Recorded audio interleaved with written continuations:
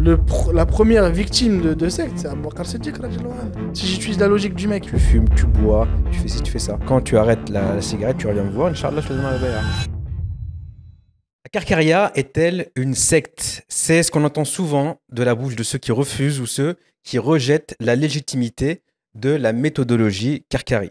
Et cela vient d'une raison qui est plutôt simple, en fait. C'est une méconnaissance, on va dire, totale de ce à quoi renvoie véritablement le terme de secte et le terme de sectarisme.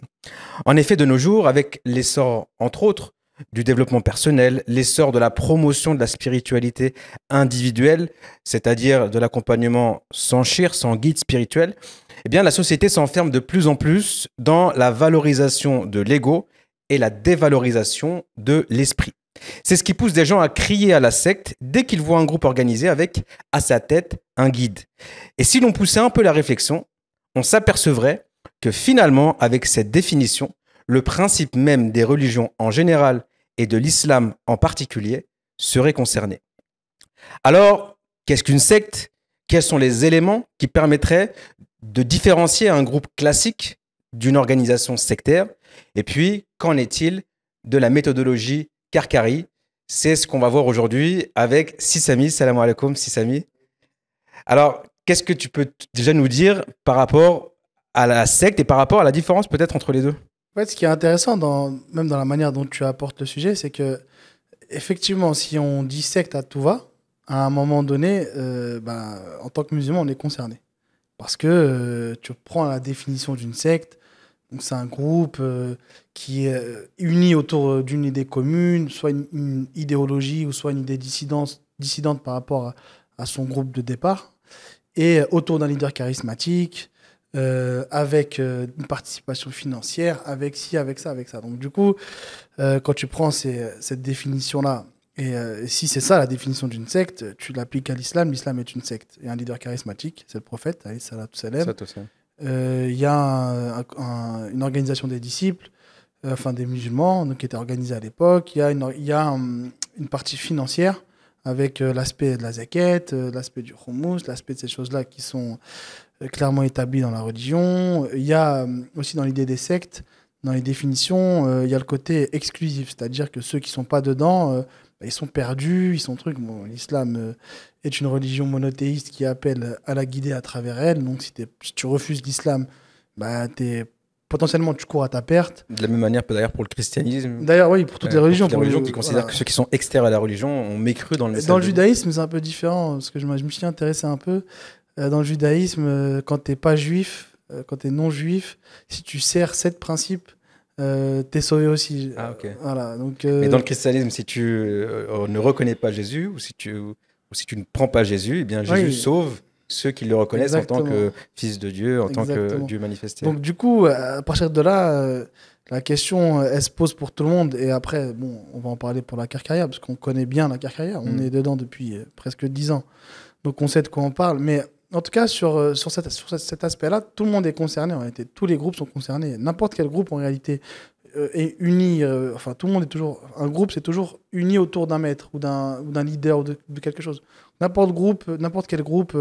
Une équipe de foot peut être considérée comme une secte. Ce que j'allais dire, une entreprise. Une entreprise. Google, Steve Jobs, je pense à Steve Jobs. Qui est une icône dans son entreprise. Etc. Donc, ça pose la question, puisque une secte, c'est quelque chose qui a une connotation négative. Une secte, c'est négatif. En tout cas, dans l'usage, c'est comme ça que c'est pris. Donc, ça veut dire quoi? Ça veut dire qu'il y a du mal dans ces choses-là. Et c'est ce mal-là, c'est ça qu'il faut chercher. Est-ce que si j'adhère à un groupe, ou si j'adhère à une croyance, ou si j'adhère à une religion, est-ce qu'il y a quelque chose de mal derrière? Est-ce que je vais devenir plus mauvais ou meilleur, en fait? C'est ça la vraie question, je pense, la question sous-jacente. Et si ce groupe-là fait partie intégrante d'une religion, est-ce qu'il est compatible ou non avec cette religion? Est-ce qu'il sort de cette religion pour en créer une nouvelle, ou est-ce qu'il est complètement ancré dans cette religion-là, n'en crée pas de nouvelle, et auquel cas, voilà, on rentre pas, parce qu'il y a 2 définitions. La définition de secte globale, une secte sociale, une secte, voilà. Et la secte en islam, il y a aussi une définition qui traduit cela. Et du coup, pour parler de la Karkaria, concrètement... je pense qu'avant d'en parler de la Karkaria, je pense que ce serait intéressant d'abord de dissocier ou de donner peut-être une définition où on différencierait ce qu'on appellerait un groupe et non pas une secte, mais qui serait appelé secte, un groupe avec peut-être une personne charismatique et une vraie organisation sectaire à part entière.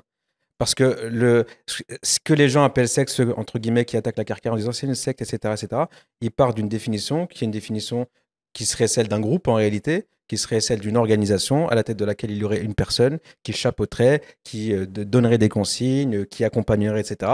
Cette personne serait importante pour les membres de ce groupe-là. Et donc, cette définition, on peut dire que c'est la définition, l'UMP à l'époque serait une secte avec Sarkozy qui était la figure toute puissante, personne ne peut le contester. Pareil à l'époque de Mitterrand, à l'époque de Chirac. Donc, c'est une définition qui renvoie en réalité à un groupe. Et après, on va s'intéresser du coup à la carte carrée. Pourquoi est-ce qu'elle rentre dans la première définition et pas dans la seconde? Parce que dans la seconde, il y a la notion d'emprise sectaire, il y a la notion de chef tout-puissant, comme on l'a vu dans certains groupes sectaires très dangereux aux États-Unis, où il y avait des histoires avec les femmes des gens Oui, il qui y a le contrôle étaient des données, le disciples, contrôle total. il y a aussi l'appropriation financière. Le fait de ne pas pouvoir réfléchir par soi-même, et ça c'est extrêmement important, on va en parler pour la carrière, le fait où tout le monde doit penser et doit être d'accord avec ce que dit cette personne-là, ce gourou-là dans cette secte. Ouais, mais en tout cas, on en reparlera plus tard sur Ouais. la carrière. Mais en tout cas, d'un point de vue social, effectivement, on parle de secte quand on parle de groupes nuisibles. Voilà. Il y a un côté, il y a une nuisance en fait quand on parle de secte. Par exemple, quand il y a eu les débats sur les Raéliens, c'est parce qu'il y a eu des femmes qui se sont plaintes d'abus sexuels. En réalité, c'est ça qui s'est passé, c'est qu'il y a des gens sous l'emprise du gourou, entre guillemets, se sont sentis obligés d'avoir des rapports, et ces rapports-là étaient en réalité pas vraiment consentis parce qu'il y avait une pression, parce qu'il y avait quelque chose. Il y a aussi l'aspect, on est obligé de payer pour adhérer à une secte, parce que voilà, être dans une secte, c'est être élu. Être élu, c'est avoir une responsabilité, et ça se valorise, etc. Donc il y a toujours quelque chose de nuisible. Il y a aussi, par exemple, les témoins de Jéhovah. On a commencé à s'inquiéter du sectarisme de ce groupe-là à partir du moment où il y avait l'interdiction de se soigner en dehors de leurs préceptes. Il y a eu cette polémique à une époque où on disait ah, mais non, ils ne peuvent pas aller voir tel médecin parce qu'ils ont une croyance ci ou ça ou ça.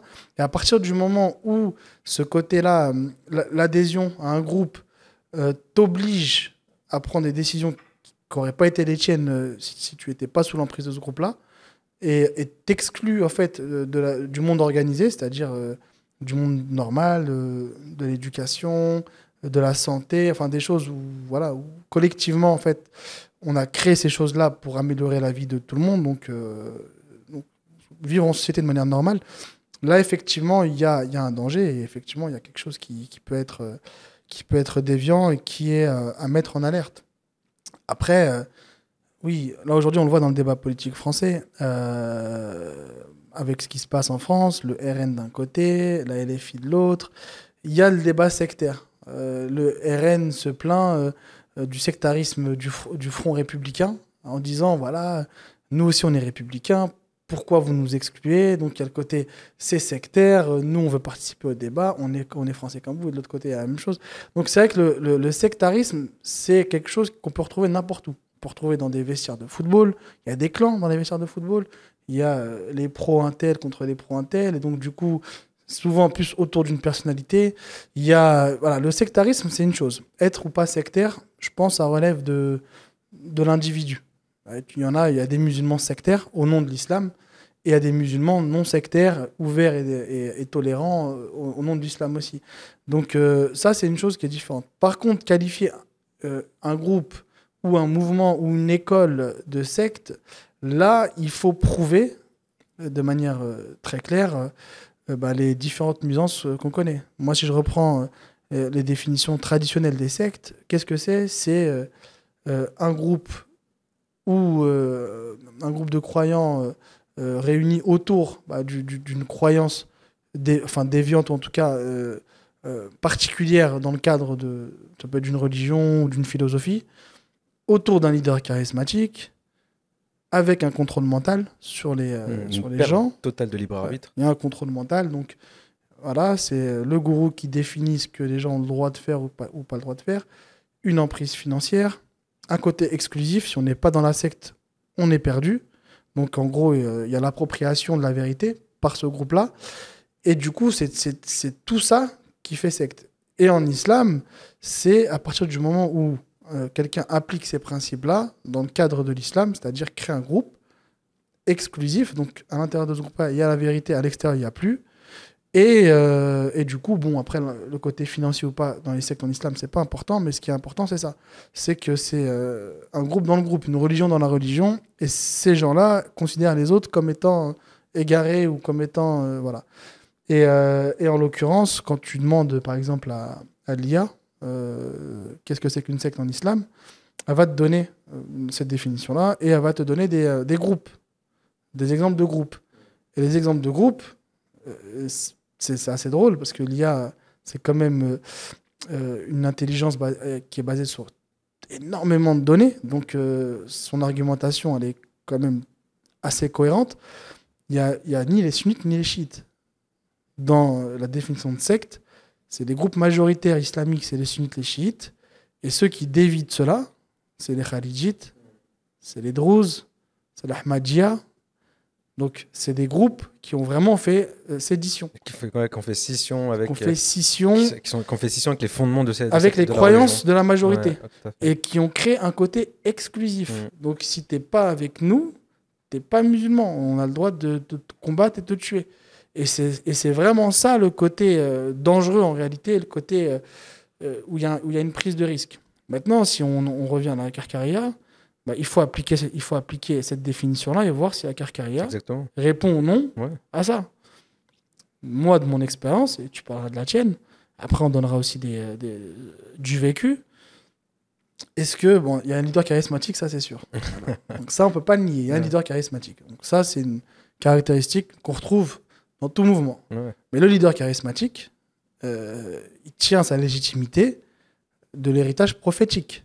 Donc lui, il ne rattache pas les choses à lui-même en tant que lui, il rattache en tant qu'héritier d'une science, d'une autorisation qu'il a reçue de son shir, qui lui-même l'a reçue de son shir, jusqu'au prophète alayhi salatu salam. Et les gens qui sont autour de lui sont dans l'obligation de reconnaître le prophète de l'islam. Donc c'est pas...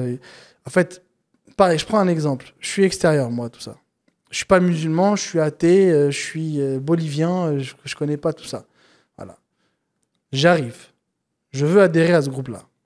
Est-ce que reconnaître le shirk suffit pour adhérer à ce groupe-là? Oui ou non? Ben non. Le shirk va dire, mais t'es pas musulman. Si tu reconnais pas le prophète, si tu reconnais pas le sunnisme, si tu reconnais pas Dieu... Ça, quand des non-musulmans vont à la Zawiya et demandent au shir, voilà, je veux prendre la bay'a, je veux m'engager dans le cheminement, il leur dit, ok, très bien, on va commencer d'abord par le premier étage qui est l'islam. D'abord, tu vas faire tes grandes ablutions, tu vas shahad en public dans une assise avec beaucoup de témoins qui vont témoigner. Ok, on va t'apprendre d'abord à prier, voilà comment faire les ablutions. Il va y avoir peut-être quelques temps, quelques semaines, durant lesquelles il va apprendre les fondements de l'islam extérieur. Et quand il est prêt à ça et qu'il l'a accompli et que c'est bon, il a pris la prière et qu'il là, il va dire, ok, très bien, je te donne la bay'a. De la même manière, certains musulmans, qui sont déjà musulmans, veulent prendre la bay'a. Il se trouve qu'ils fument, il se trouve qu'ils boivent de l'alcool, par exemple. Et quand ils vont venir, ils vont vouloir prendre la bay'a. Le chef va leur dire, moi, je ne te donne pas la bay'a tant que tu commets quelque chose de haram, un péché. Tu fumes, tu bois, tu fais ci, tu fais ça. Quand tu arrêtes la cigarette, tu reviens me voir, Inch'Allah, je te donnerai la bay'a. Donc, effectivement, tout ce vers quoi il tire, ce n'est pas vers des règles que lui a instaurées, il ramène les gens au prophète sallallahu alayhi wa sallam. Et c'est ça, moi je trouve ça c'est extrêmement intéressant parce qu'en fait, pourquoi est-ce que les gens disent la Karkaria, enfin en tout cas ceux qui ont une haine démesurée contre la Karkaria disent les Karkaris c'est une secte. Parce que, encore une fois, et c'est ce qu'on dit à chaque fois dans nos épisodes, c'est que les gens se basent sur les photos et les vidéos qu'ils voient sur Internet. C'est-à-dire, ils voient des témoignages où des disciples ont une photo du shir. Il dit, ah ok, donc le shir est charismatique, le shir est central. Il voit des vidéos où les disciples embrassent la main du shir. Ok, donc là, il se rabaisse. Donc là, on a ce concept-là un peu européen ou occidental, qui est le fait qui est un peu la pensée des Lumières, qui est le fait que tu n'as pas à te rabaisser devant qui que ce soit, ni Dieu, ni maître, c'est toi le maître de ta vie, etc. Donc il y a cette pensée-là, il y a un sous-jacent de cette pensée-là. Et derrière, qu'est-ce qu'il y a? Il y a des photos où les gens donnent de l'argent au shir. Ce qui est intéressant, c'est que ces vidéos-là, ces photos-là, c'est le shir et c'est la Karkaria qui les diffuse. C'est pas des vidéos volées, c'est des vidéos totalement assumées où le shir est posé durant une journée particulière, une journée où il y a eu du dhikr, etc. Il va poser son tissu et il va faire du dhikr, les gens vont mettre de l'argent. Les gens derrière, ils associent cette photo-là au shir qui part en Indonésie, faire une visite là-bas, ses disciples là-bas, ou au shir qui va aller une fois au Sultanat Oman et il y a des disciples qui vont l'emmener faire une balade en bateau. Ils vont faire une association de ça en disant, regardez, il prend l'argent des disciples et il se paye du bon temps avec ça.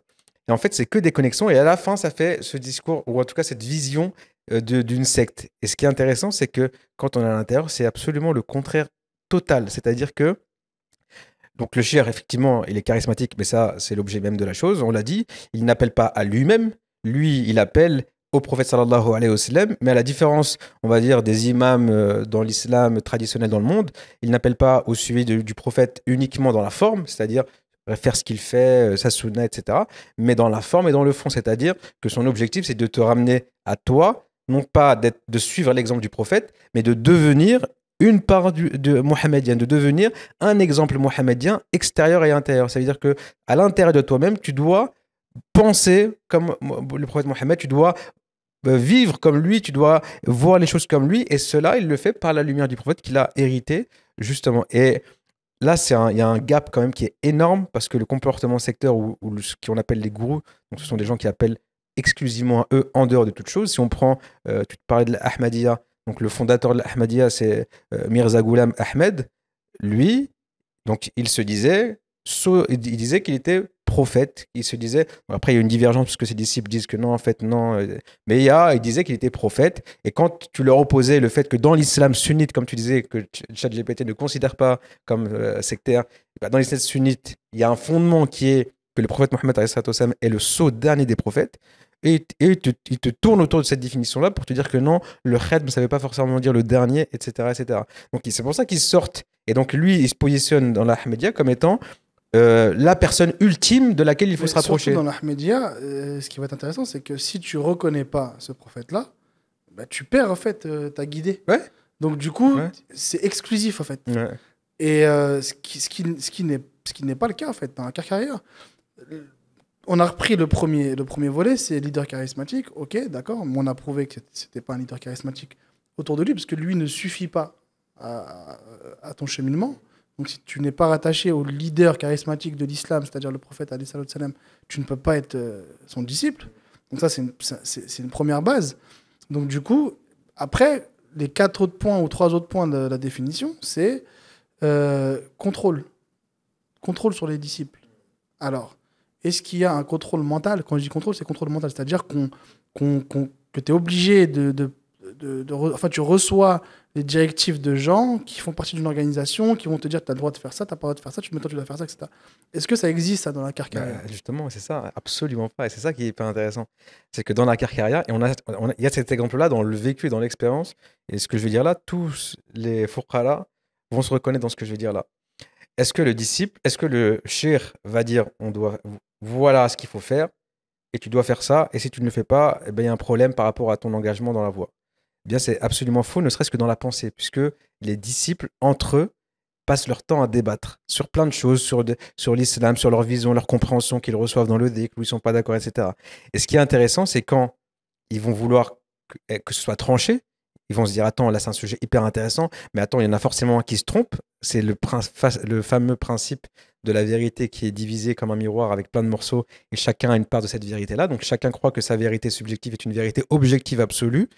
Et donc lorsqu'ils vont amener la chose au shir, ou lorsqu'ils vont parler, un exemple très simple, je vais prendre un exemple concret, très simple. Par exemple, dans la tariqa, il y a 2 courants de pensée sur le fait de travailler ou pas entre disciples. C'est-à-dire de mélanger la dunya avec le cheminement spirituel. Il y a un courant de pensée au niveau des disciples, là, il n'y a pas le shir, au niveau des disciples, il y a un courant de pensée qui se base aussi sur des paroles du shir, sur des cours du shir, etc., qui dit qu'il ne doit pas y avoir de travail, de business pour la dunya entre les disciples ou entre les femmes et les hommes. Enfin, il doit y avoir que Dieu. Il doit y avoir que Allah, tout ce qui doit être fait entre eux, ça doit être des choses qui sont lillah par rapport à Allah, et il doit y avoir rien qui est par rapport à cette dunya. Donc ça, c'est un premier courant de pensée. Ce courant de pensée-là, il se base bien sûr, donc, comme on l'a dit, sur des cours ou des choses que le shir a dit. Il y a un autre courant de pensée qui va dire, ok, Mais le travail dans la dunya, ça ne sort pas du cheminement spirituel. On ne peut pas séparer le temporel et spirituel.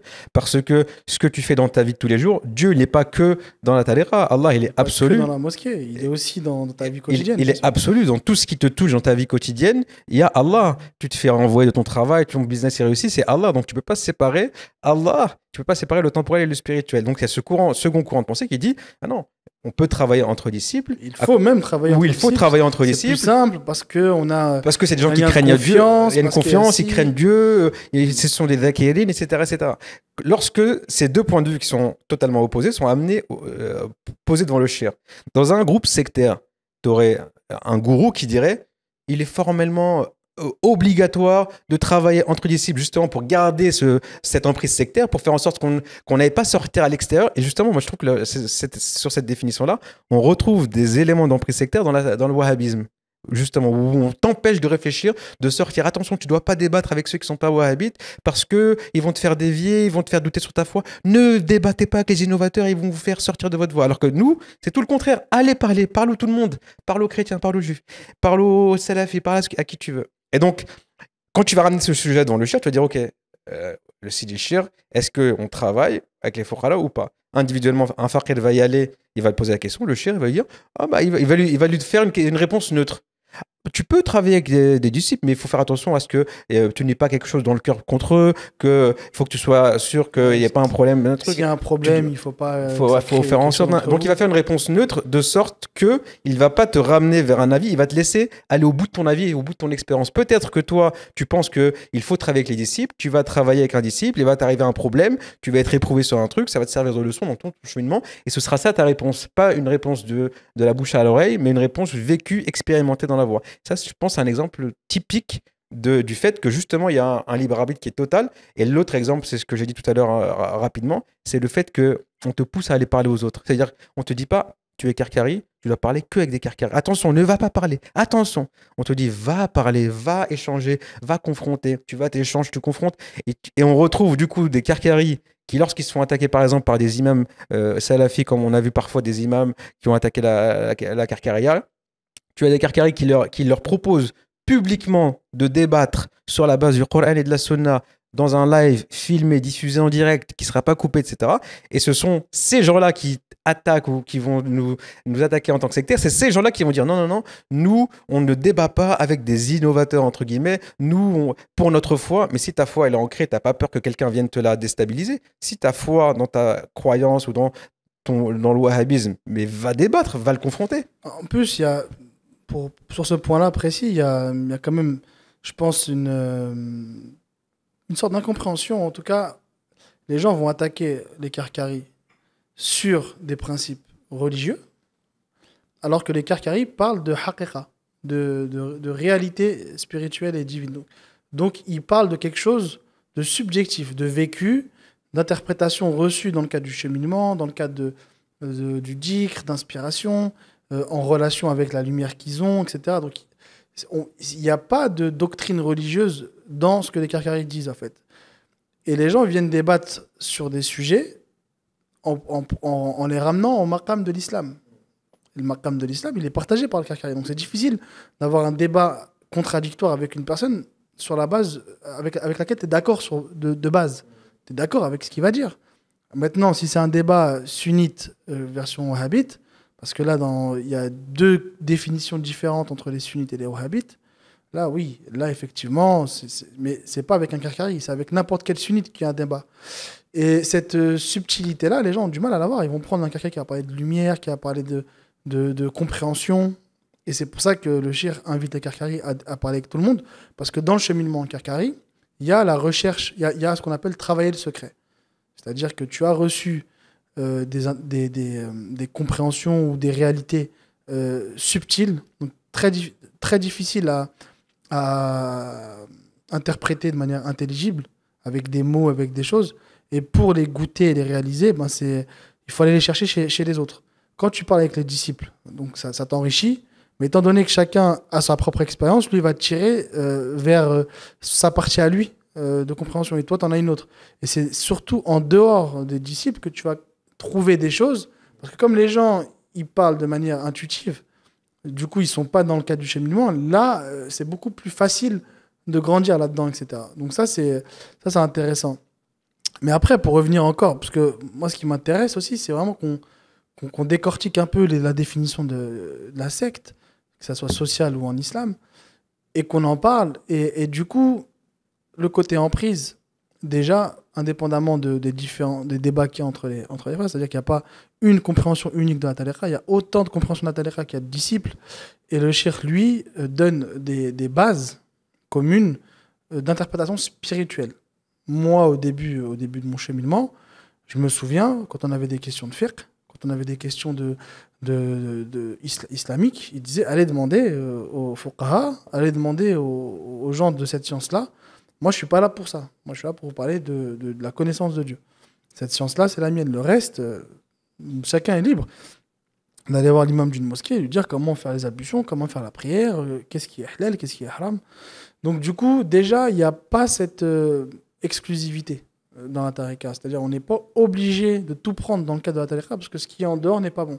Ce qui est en dehors, dans l'islam sunnite, et la tariqa est une tariqa malikite et sunnite, donc obédience hacharite, maturidite, en tout cas, voie majoritaire dans la croyance, donc on suit la majorité, donc sunnite. Donc du coup, il y a pas besoin d'être dans la carcaria pour comprendre ça. Il n'y a pas besoin d'être dans la carcaria pour aller au paradis. À aucun moment, et le chien le dit lui-même, il dit, celui qui vient pour le paradis, il perd son temps. Qu'il applique un islam minimaliste et sérieux, et Dieu lui a promis le paradis. Mais j'ai pas besoin de moi pour aller au paradis. Et donc, du coup, voilà, et au paradis, il y aura tout le monde. Il y aura des karkaris, des non-karkaris, des salafis, voilà, il y aura tous ceux qui ont respecté les piliers de l'islam, respecté les règles de l'islam, sont repentis de leurs péchés, voilà, ont adoré Dieu exclusivement sans rien lui associer, ils seront au paradis. Donc, du coup, ce côté-là exclusif n'existe pas dans la carcaria. Ce côté contrôle mental n'existe pas du tout. Moi, dans mon cheminement, j'ai fait mes premières années où j'allais très souvent à Zawiya, où j'avais plus ou moins beaucoup d'échanges avec le shir, et ça venait toujours de moi. Donc c'est pas lui qui me disait ce que je devais faire ou quoi, c'est moi qui proposais des choses et on en discutait selon ce que moi je voyais, comment je voulais faire les choses, etc. Donc ça venait de moi à lui. Donc je me suis jamais senti obligé de quoi que ce soit.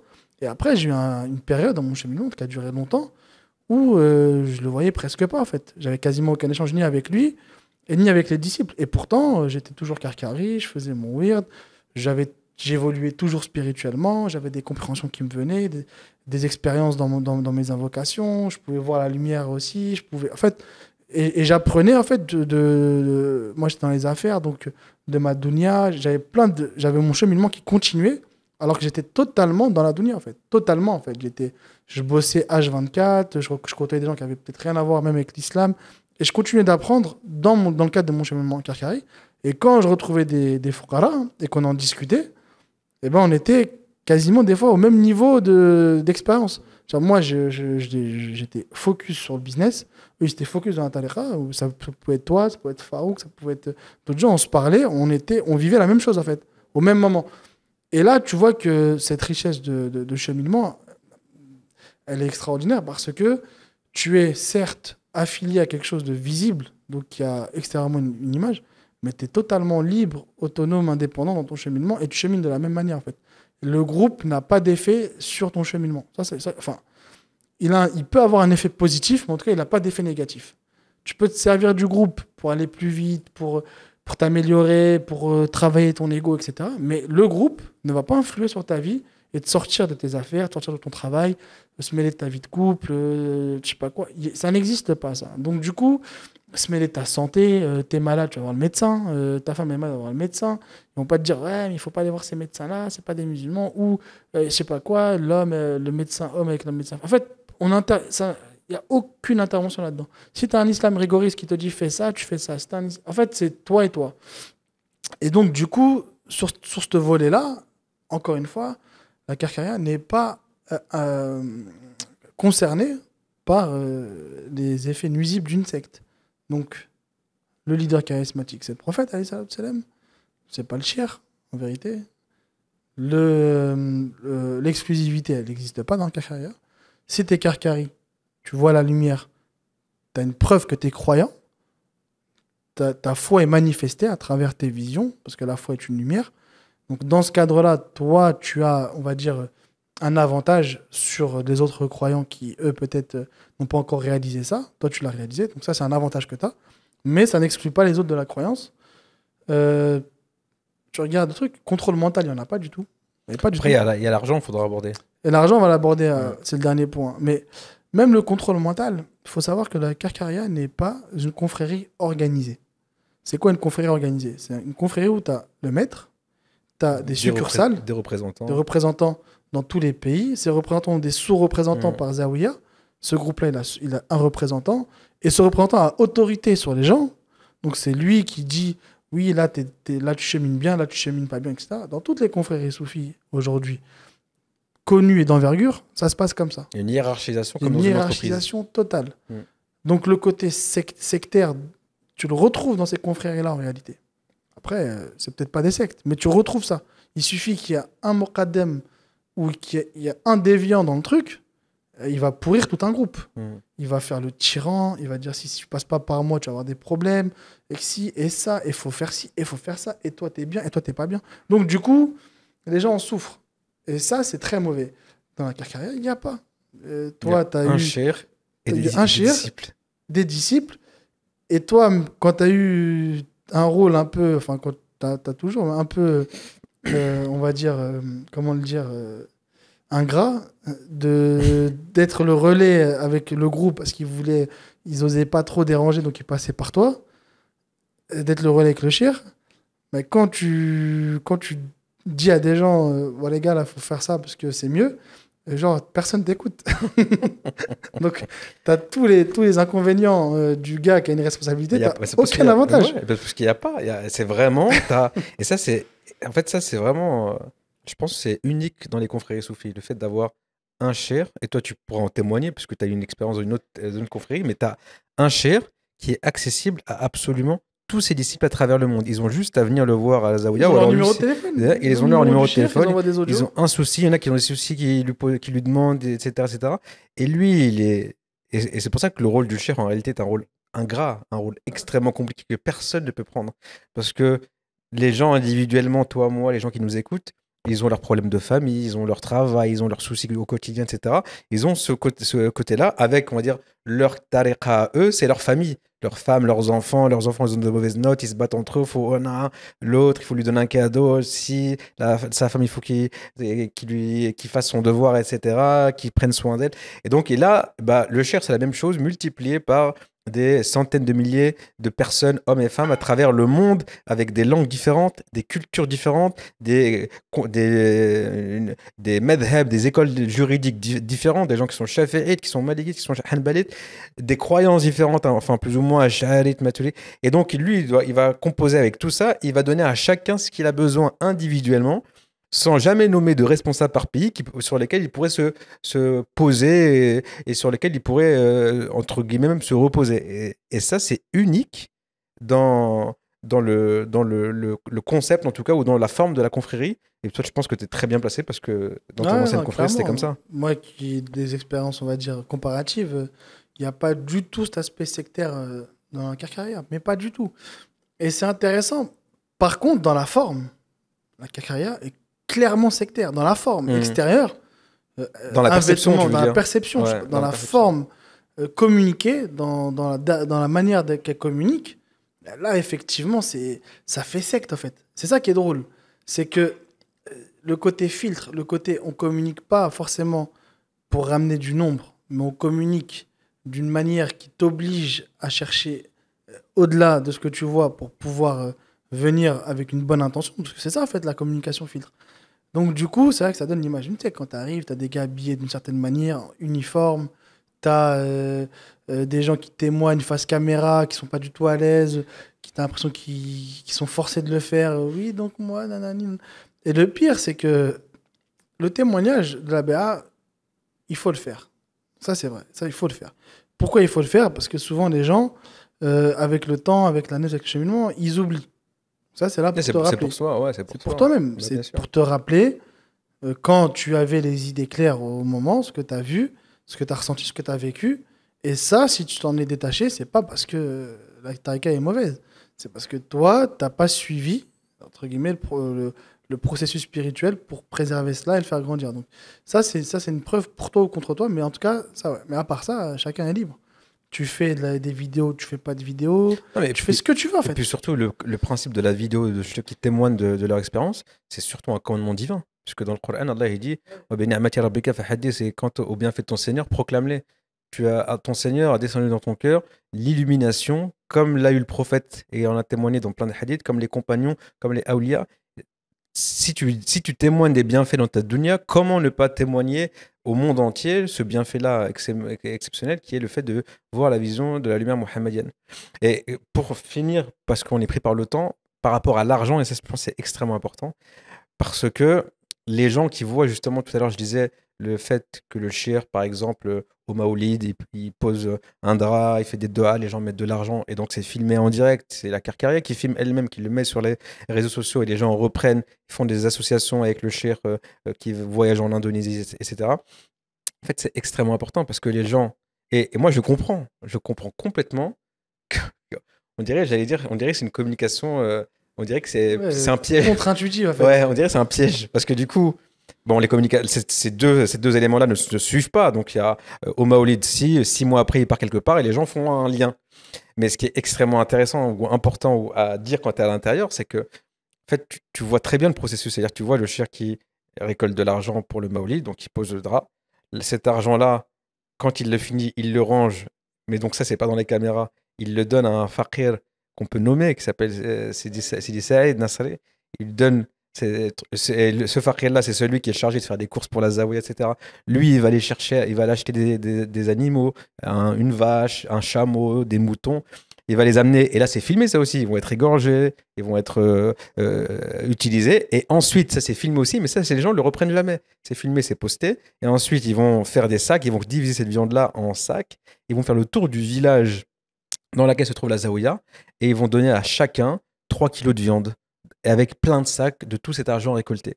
De la même manière, et ça c'est extrêmement intéressant, c'est que les gens pensent que le shir, enfin les gens qui ne connaissent pas, qui voient ces vidéos, pensent que le shir il est là, et les gens viennent lui donner de l'argent, et il se construit des châteaux, et il kiffe la vie, et si et ça, ils disent regardez la zaouïa, comme si la zaouïa c'était sa maison à lui dans laquelle il vivait tout seul comme un roi. Alors que là, dans la zaouïa, il a un appartement, tout le reste appartient aux fuqara, aux faqat qui sont là. Et moi, j'ai des expériences avec lui qui sont extrêmement intéressantes, où par exemple, je voyageais avec lui. Une fois, on a fait le tour de la France, de la Belgique, des Pays-Bas, donc on a fait peut-être 2000 km en voiture. Et donc, j'étais avec lui, on allait en Belgique où il allait prendre son vol, et arrivé à l'aéroport, il me tend un billet, et je refusais de le prendre. Il me tend un billet, je sais plus si c'était 100 euros, je sais plus combien. Il me dit, tiens, pour l'essence, tu as dépensé beaucoup d'essence, tiens, prends ça. Et je lui dis, non, je peux pas le prendre. Non, je peux pas prendre ça. Il dit, si, si, prends-le. Et je voulais pas. Et il m'a engueulé. Je t'ai dit de le prendre, prends-le, non, non. Moi, je l'ai pris, mais j'étais gêné. Et ça arrive plein de fois. La dernière fois encore, quand on est parti en Suisse, on est parti visiter un peu la Suisse, faire un tour en voiture en Suisse. En Suisse, donc on arrive, il y avait l'hôtel, donc j'ai payé l'hôtel pour pas faire séparer. Et lui, le lendemain, on monte dans la voiture, il me dit, t'as payé combien l'hôtel hier? Après, je lui dis, pourquoi? Il me dit, t'as payé combien l'hôtel? Je dis, bah, j'ai payé tant. Et je lui vois, il commence à ouvrir son portefeuille. Je dis, non, mais c'est bon, Sidi, pas besoin. Il me dit, si, si. Je dis, Sidi, ça me gêne, pas besoin de me. C'est bon, c'est pas besoin. Il me dit, si, si, les bons comptes font les bons amis. Il prend, il sort les billets. Non, non, il me dit, voilà, les bons comptes font les bons amis, etc. etc. Donc, en réalité, c'est tout le contraire. Et c'est à la fois triste, mais en fait, c'est triste pour ces gens-là qui donc se mettent à calomnier gratuitement des gens et donc à ce moment-là contreviennent à tous les principes élémentaires de l'islam. Mais vu de Et de la l'intérieur, morale tout court. et la morale tout court, mais vu de l'intérieur, quand tu observes cette scène-là, tu vois ce qui se passe à l'intérieur et tu vois le contraste à l'extérieur, tu te dis, subhanallah, Ouais. c'est- Non, mais c'est- c'est- nous, ce qui est intéressant, nous et ceux qui étaient là encore avant nous, c'est que ceux qui étaient là avant nous nous ont expliqué. Avant, c'était dans un garage. Dans le garage, la maison de son père. Donc la Zawiya, c'était ça. C'était aménagé. Tu venais, tu payais rien, tu dormais, tu étais nourri. On ne te demandait rien en fait. Il n'y avait pas beaucoup de disciples, donc ça a tenu le temps que ça a tenu. Ensuite, il y a eu la nouvelle Zawiya, qui a dû être construite avec plusieurs étages, ça coûte de l'argent. Ça a été financé 100% par le shir. D'accord? Donc la nouvelle Zawiya, sur les deniers du shir, etc. Tu viens à la Zaouïa, tu restes une semaine, 10 jours, un mois, 2 mois. Il n'y a pas d'obligation financière pour participer. Il y a des Marocains qui sont pauvres, qui n'ont pas d'argent, pour pouvoir étudier, ils vont à la Zaouïa, ils mangent, ils dorment gratuit, ils sortent pas 1 euro, ils vivent aux frais de la Zaouïa pendant des mois et des mois, et ça leur permet de tenir. Donc, déjà, tu as ce là. Le Maoulid, quand il y a des collectes, en général, d'argent, c'est dans des événements où tu as 500 personnes, 1000 personnes qui viennent. Pendant une semaine, les gens viennent, utilisent de l'eau, utilisent de l'électricité, mangent, etc. Ça coûte énormément d'argent. Il n'y a pas d'obligation de participation financière. Donc, du coup, la collecte de sous, elle ne peut même pas servir à financer un billet d'avion pour aller là-bas. La deuxième chose qui est importante, le cheikh travaille. Tous les matins, il travaille. Il a son bureau, il travaille. Pendant qu'il travaille, il gagne sa vie, et il gagne sa vie modestement. Mais bon, après, il y a des gens qui viennent le voir, qui le consultent pour des choses spécifiques. Il gagne de l'argent comme ça. Nous, on vient aussi le voir pour lui parler de notre cheminement. Donc déjà, on l'empêche de travailler. On prend la place de quelqu'un qui potentiellement peut lui permettre de nourrir sa famille. Et on vient lui raconter notre vie. Voilà, il y a ci, il y a ça. Et pendant ses horaires de travail, il nous répond. Des fois, pendant une demi-heure ou 1 heure. Tu as une queue de 15 personnes qui attendent pour des sujets qui peuvent lui faire gagner de l'argent. Il privilégie ses disciples à ce moment-là. Les voyages, les trucs. Quand tu regardes sur un an, sur toute sa vie, il a passé sa vie entière chez lui, de maison, descend Zaouïa, à donner des cours à des disciples. Sa Zaouïa, son appartement, il doit représenter peut-être 10 ou 15% de la Zaouïa totale. Il y a un petit espace. Il y a sa femme qui s'occupe des femmes. Parce qu'il y a des femmes aussi qui viennent de Tunisie. 2 étages pour les femmes en haut, 2 étages pour les hommes. Voilà, 2 étages pour les hommes en bas. Donc en gros, nous, on est là, on profite du truc, on n'est même pas obligé de payer. On peut participer. C'est au bon vouloir de chacun. Bon vouloir de chacun. On est une charge pour le shir. Tu vois la vie qu'il a d'un point de vue matériel. Franchement, personne ne l'échange. Personne ne va dire, moi je veux... Il n'a pas de voiture, il n'a pas de bien, il n'a rien. Moi, à un moment, parce que moi je suis dans les affaires, j'en parlais avec lui et tout, il m'a dit, si tu as besoin, je peux trouver des gens qui peuvent te prêter. Genre, oh on profite, nous, de tout. Et du coup, bref. Donc, sur l'aspect financier, si vraiment c'était une secte avec laquelle il mangeait les sous, franchement, le calcul, il serait mal fait. Parce que la balance, elle est vraiment du côté des disciples, elle n'est pas du côté du shir. Le disciple tire profit du shir, même financièrement, parce qu'en réalité, ça lui ouvre un réseau de clients ou de partenaires. Il y a des disciples qui travaillent grâce à d'autres disciples, parce qu'il y a de tout. Hein. Il y a des médecins, des ingénieurs, des chefs d'entreprise, des pauvres, des trucs. Donc, il y en a qui profitent de ça. Et même, il y a une baraka avec tout le dire que tu fais, tout ce que tu fais. Dieu te facilite dans tout. Donc, moi, j'ai jamais autant gagné et touché d'argent dans ma vie que depuis que je suis Karkari. Et la Karkaria, j'en ai pas profité en plus. C'est ça le pire.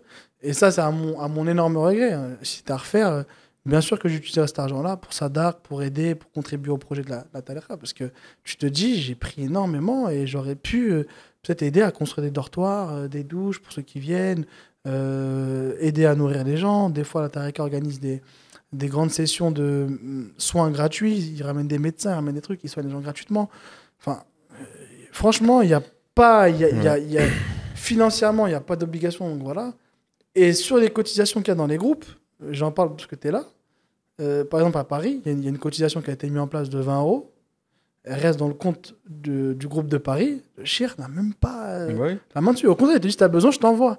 Donc, ils ne profitent même pas des cotisations qui sont censées aider le groupe à vivre, organiser des événements, etc.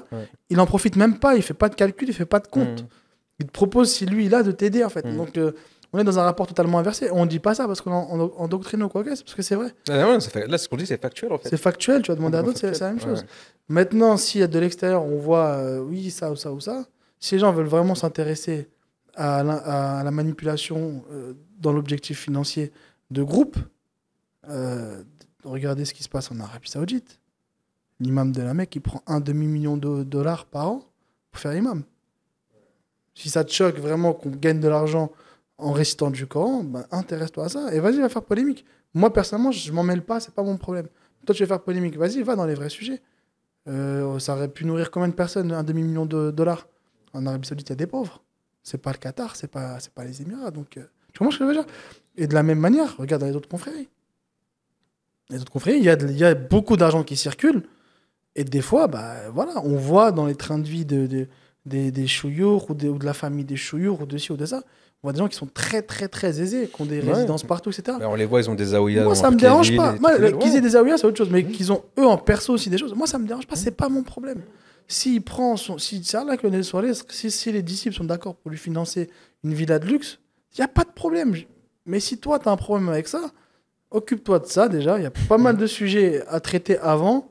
Et à la fin, viens chez nous. Viens regarder ce qui se passe chez nous. Et puis en plus, si chez tu nous, vois la même chose. Chez nous, les gens sont le bienvenu puisque la Zaouïa est complètement ouverte. Bien sûr. Les gens peuvent venir observer, rester, poser des questions. En fait, ce qui est intéressant, c'est que nous, on n'a vraiment rien à cacher. Ouais, tout est complètement. La carrière, à partir du moment où elle a assumé tout publiquement, justement, parce qu'il n'y a pas d'hypocrisie possible, il n'y a pas de dossier caché. Et les gens, ils font un focus sur nous. Quand ils critiquent la carrière de secte, ils critiquent toutes les confréries soufis de secte. Parce qu'elle a toutes les caractéristiques. Mais pas que les confréries, ils critiquent tous les groupes. Si tu tous les groupes. Les Irwanis, c'est pareil. Les Tablirs, les Salafis, c'est pareil. Tout le monde est organisé d'une manière sectaire selon leurs arguments. Selon leur vision de la prisme, sectarisme. Tout le monde. Maintenant, nous, on est visible. Et comme ils ont l'impression qu'on n'est pas fort, parce qu'on est isolé, parce qu'on est habillé en clown, donc c'est facile de se moquer de gens habillés en clown. Donc du coup, tout le monde va être d'accord pour se moquer de ces gens-là.